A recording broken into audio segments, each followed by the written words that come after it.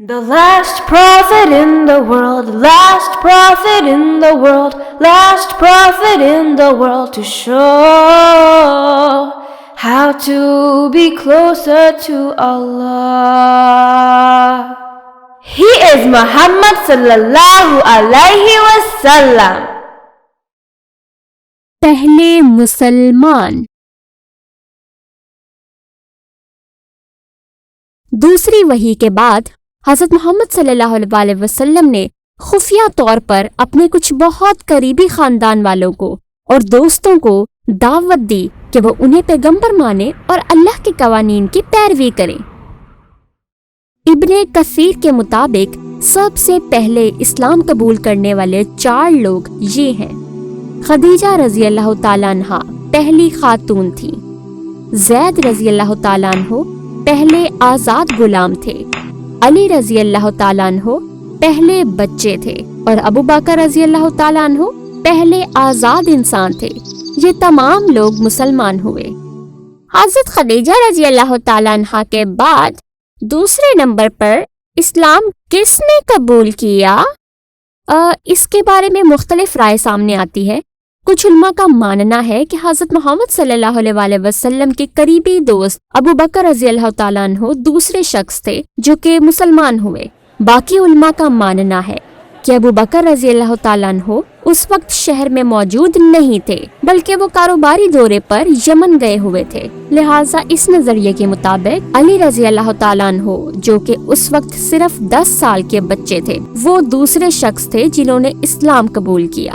دوسری طرف ایک اور بھی نظریہ سامنے آتا ہے، وہ یہ کہ ان بہترین 4 لوگوں نے اسی دن اسلام قبول کر لیا جب اللہ نے دوسری وحی نازل فرمائی تھی. لیکن اللہ بہتر جانتا ہے.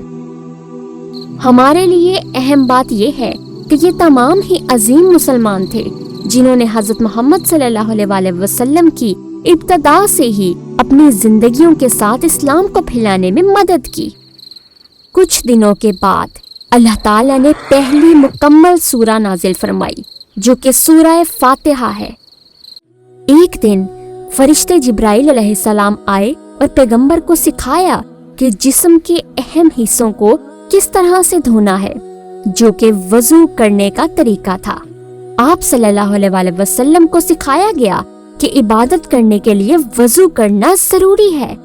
اس وقت جب فرشتے نے پیغمبر کو نماز پڑھنے کا طریقہ سکھایا تو وہ لوگ جو اسلام قبول کر چکے تھے وہ خفیہ طور پر نماز پڑھتے اور اس چیز کی یقین دہانی کرتے کہ وہ ایک پرسکون جگہ ہو. پہلے 3 سالوں کے دوران حضرت محمد صلی اللہ علیہ وسلم اللہ کی رہنمائی سے خفیہ طور پر اسلام پھیلاتے رہے. اس دوران ان کا مقصد کچھ اچھے لوگوں کو تلاش کرنا تھا جنہیں اللہ تعالیٰ پر پختہ یقین رکھنے والا بنایا جا سکے اور انہیں اچھا مسلمان بنانا تھا.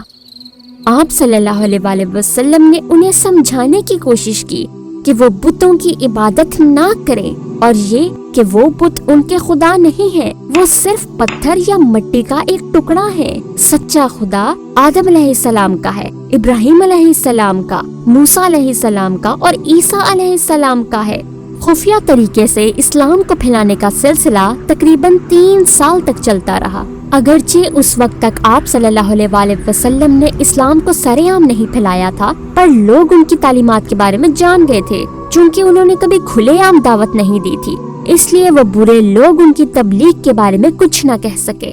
تو کتنے لوگوں نے حضرت محمد صلی اللہ علیہ وسلم کو پیغمبر تسلیم کیا؟ کچھ علماء کے مطابق اس وقت تک تقریباً صرف 130 لوگ تھے یا اس سے بھی کم جنہوں نے حضرت محمد صلی اللہ علیہ وسلم کو پیغمبر مانا تھا. جب حضرت محمد صلی اللہ علیہ وسلم کو کچھ طاقتور مددگار مل گئے تو اللہ تعالیٰ نے آپ صلی اللہ علیہ وسلم کو حکم دیا کہ لوگوں کو کھلے عام تبلیغ کرو تاکہ وہ بتوں کی پوجا کرنا چھوڑ دیں اور اللہ کو اپنا خدا مانیں. اللہ تعالیٰ کی طرف سے یہ حکم ملنے کے بعد اپنے پہلے مجمع کے دوران جس میں تقریباً 45 لوگ آئے تھے حضرت محمد صلی اللہ علیہ وسلم نے انہیں اللہ کے قوانین اور احکامات کے بارے میں بتایا. لیکن شروعات سے ہی پیغمبر کا ایک بہت برا چچا تھا جس کا نام ابو لہب تھا۔ جب پیغمبر نے سرعام تبلیغ شروع کی تو ابو لہب نے چیخنا شروع کر دیا اور آپ صلی اللہ علیہ وسلم کو دھمکایا اور ان سے کہا کہ وہ ایک اور واحد اللہ کے بارے میں بات مت کرے۔ لہٰذا اس پہلے مجمع میں ابو لہب کی وجہ سے حضرت محمد صلی اللہ علیہ وسلم لوگوں سے کچھ نہ کہہ سکے۔ لہٰذا کسی اور دن ایک اور مجمع ہوا جس میں آپ صلی اللہ علیہ وسلم کے خود ہی منتخب کردہ تھوڑے سے لوگ تھے جو انہیں سمجھ سکیں۔ اس دن ابو لہب بھی ان کی تبلیغ کے دوران انہیں تنگ کرنے والا موجود نہیں تھا۔ اس مجمع میں حضرت محمد صلی اللہ علیہ وسلم نے کھلے عام فرمایا کہ وہ اللہ کی طرف سے بھیجے ہوئے پیغمبر تھے۔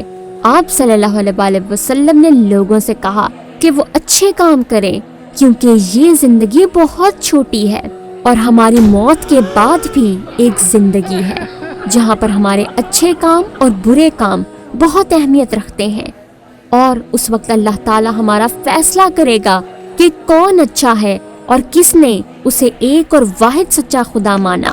اگر ہم اچھے ہوں گے تو اللہ تعالی ہم سے خوش ہوگا اور ہمیں جنت عطا فرمائے گا،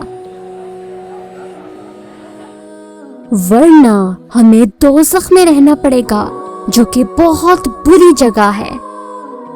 یہ سننے کے بعد ان کے بہت اچھے چچا ابو طالب، جو ان سے بہت پیار کرتے تھے اور جنہوں نے بچپن سے ان کا خیال رکھا، انہوں نے آپ صلی اللہ علیہ وسلم سے کہا کہ وہ مسلمان نہیں ہوں گے۔ تو انہوں نے حضرت محمد صلی اللہ علیہ وسلم کی مزید کوئی مدد نہیں کی؟ چاہے وہ مسلمان نہیں تھے، لیکن انہوں نے حضرت محمد صلی اللہ علیہ وسلم سے وعدہ کیا تھا کہ وہ انہیں پوری زندگی برے لوگوں سے بچاتے رہیں گے۔ یہ آپ صلی اللہ علیہ وسلم کے لیے بہت اچھی خبر تھی، لیکن ابو لہب کے لیے بری خبر تھی جسے یہ بالکل پسند نہ آیا اور وہ بہت غصہ ہوا۔ ایک دن صبح جب ہر کوئی سو رہا تھا تو حضرت محمد صلی اللہ علیہ وسلم اٹھے اور صفا کے پہاڑ پر چڑھ گئے۔ پھر اچانک صبح کی اتنی خاموشی میں حضرت محمد صلی اللہ علیہ وسلم نے زور زور سے کہنا شروع کر دیا، یا صبح یا صبح، مطلب اے صبح کی تباہی۔ حضرت محمد صلی اللہ علیہ وسلم کو سن کر ہر گھر سے لوگ باہر آنا شروع ہو گئے کیونکہ انہیں لگا شاید کوئی دشمن ان پر حملہ کرنے آ رہا ہے۔ پھر پیغمبر نے ان سے پوچھا، اگر میں تم سے یہ کہوں کہ اس پہاڑ کے پیچھے دشمن تم پر حملہ کرنے کے لیے تیار ہے تو کیا تم لوگ مجھ پر یقین کرو گے؟ سب نے کہا ہاں، کیونکہ آپ صلی اللہ علیہ وسلم نے کبھی جھوٹ نہیں بولا تھا۔ پھر حضرت محمد صلی اللہ علیہ وسلم نے فرمایا کہ اگر تم لوگوں نے اللہ پر یقین نہ کیا تو ایک بہت بڑا عذاب تم لوگوں تک پہنچے گا۔ اس پر ان کا چچا ابو لہب بہت زیادہ پاگل ہو گیا اور بولا، کیا تم نے صرف یہ کہنے کے لیے ہمیں بلایا ہے؟ تمہیں مر جانا چاہیے۔ یہ ہر ایک کے لیے پہلی کھلے عام دعوت تھی۔ اور پھر ابو لہب نے آپ صلی اللہ علیہ وسلم پر ایک پتھر پھینکا اور سب نے وہاں سے جانا شروع کر دیا۔ اس دن سے آپ صلی اللہ علیہ وسلم نے لوگوں کو اللہ کے قوانین اور احکامات کے بارے میں شہر کے ہر کونے میں بتانا شروع کر دیا، اور آپ صلی اللہ علیہ وسلم نے کعبہ میں سرعام نماز پڑھنا شروع کر دی۔ بہت سے لوگوں کو لگا کہ اسلام ایک منطقی اور سچا مذہب ہے، لہٰذا انہوں نے اللہ کو اپنا واحد سچا خدا مان لیا اور حضرت محمد صلی اللہ علیہ وسلم کو سچا پیغمبر تسلیم کیا۔ جلد ہی ہر گھر میں سے کم ایک بندہ مسلمان ہوتا گیا، اگرچہ اس کے نتیجے میں جو لوگ مسلمان ہو گئے تھے ان کے گھر والے انہیں پسند نہیں کرتے تھے، لہٰذا وہ ان کے ساتھ بدتمیزی سے پیش آتے اور بعض اوقات وہ انہیں مسلمان ہونے پر سزا بھی دیتے تھے۔ خیر، آج کے لیے اتنا ہی، انشاءاللہ پھر ملاقات ہوتی ہے۔